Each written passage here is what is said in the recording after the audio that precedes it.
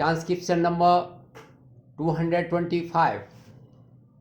Mr. Deputy Chairman, I thank you for the courtesy. Our country is today confronted with so many catastrophes, difficulties, problems, and so many subject matters which we have discussed here and which we will be discussing later on. In short, our country has been facing so many problems and so many circumstances today. Thanks are due to the President for his historic and illuminating address. He has thrown light all round on all the aspects of things which took place the year before and which are existing before us today and which we will have to face hereafter. The President's address has received a historic exception not only in this house but it has received a splendid reception outside also. There is no doubt that things which have been discussed in the historic address of the President are worth taking into very serious consideration, and after passing the motion of thanks we will go out to act upon that. It cannot be denied that our country, in spite of our limited resources and so many situations which have been created since ages past, has progressed by leaps and bounds in various aspects and various spheres of lives. There is no doubt about it that the President has kindly thrown the correct light over the development of the country in the various spheres. It is more than correct, and today it stands for us as a guiding and illuminating future for our future improvement and future development. In view of the present developments, who can deny that our country, with its limited resources and with all the other limitations, has shown to the world that whatever it may be, we poor Indians have got the capacity, have got the courage, and have got the patience to develop our country. In a way, we are passing through various difficulties and various limitations. In spite of that, our capacity and our courage has not been daunted. We have not been discouraged. We are going on with the speed on the road of progress, on the road of development. The President has rightly pointed out the advance made in the field of agriculture, in the field of industry, and various other fields, and those things have been enumerated with facts and figures.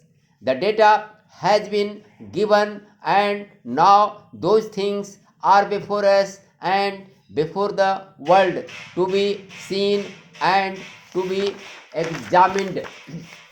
But that is not enough. I would say that our country has suffered so much for centuries past in the various fields of development and various spheres of life, such as education, health, industry, agriculture, social and political aspects, and so many other things.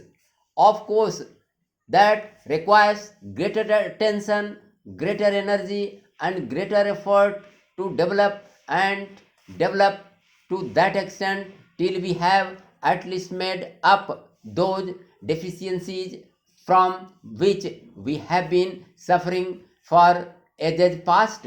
I expected in the President's address at least one thing: the future development of the country, the future progress of the country cannot be in a greater and greater degree than what we have already achieved, unless we have one thing, and that thing is our national and emotional integration. Without such integration, we cannot do anything. Let me say, with regard to what was just being referred to by my various friends in the form of various Physiporous tendencies and incidents in Assam and in other places. It is all due to lack of national integration that much of national integration has not been developed as yet amongst us. That sort of national and emotional integration which will strengthen our hands, strengthen our spirit, strengthen our soul, strengthen our national stand so that we may correct ourselves if such circumstances befall. The fault lies with us. Also the fault lies with our government. The fault lies with our organization that we did not consider it so important. This question of national integration was not considered so serious as it deserved. I still say that all our efforts will become fruitless unless there is national integration.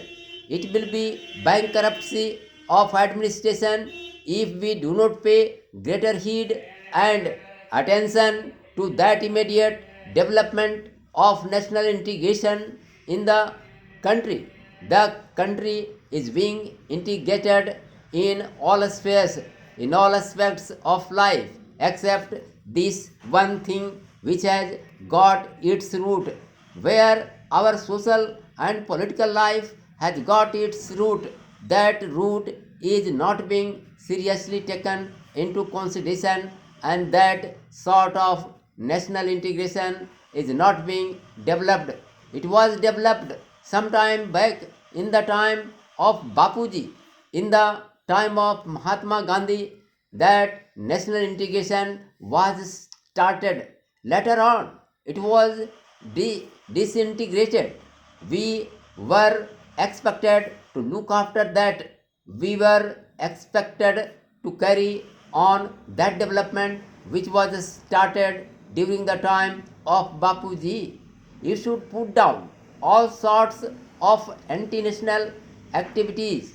You should put down all sorts of Physiporous tendencies and communal background in responsible places.